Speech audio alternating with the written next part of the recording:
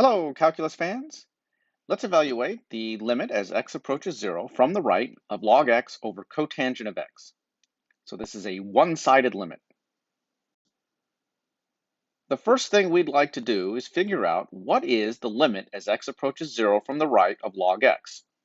In order to do that, let's look at the graph of y equals log x. So here is a picture of log x. This should be familiar to you. And you should see that as the x values get close to 0, what are the y values doing? They're getting very large on the negative side. In fact, as x approaches 0 from the right, y goes to negative infinity. So that means the limit as x approaches 0 from the right of log x is equal to negative infinity. All right, now let's think about the bottom, which is what's going on with the limit as x approaches 0 from the right of cotangent of x. Remember that cotangent of x is cosine x over sine x. And we know that the limit at the top is 1. That's easy. We can just plug in 0. Now, we can't just plug in a 0 into the bottom. We'll get a 0. We know all of this by the direct substitution property. Now, we do know that the bottom is always positive when we plug in things that values of x that are close to 0. So when we're saying that x is bigger than 0, we're saying that x is a little bit bigger than 0. And so what that means is this entire limit is pretty close to 1 divided by a very small positive number, and so that is a very large number. The conclusion is that the limit as x approaches 0 from the right of cotangent of x is positive infinity.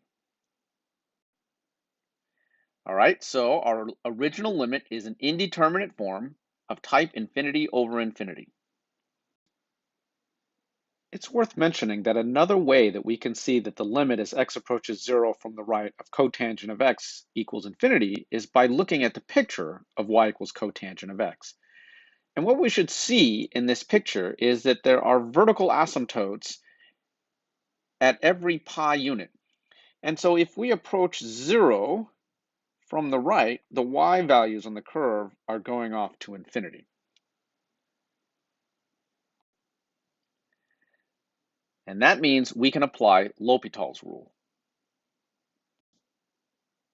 Applying L'Hopital's rule means we should differentiate both the top and the bottom.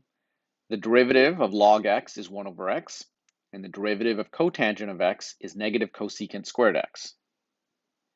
Now let's do a little algebra to clean this up. That cosecant squared in the bottom can be moved to the top as sine squared, and then of course that 1 over x in the numerator, that x can go in the bottom.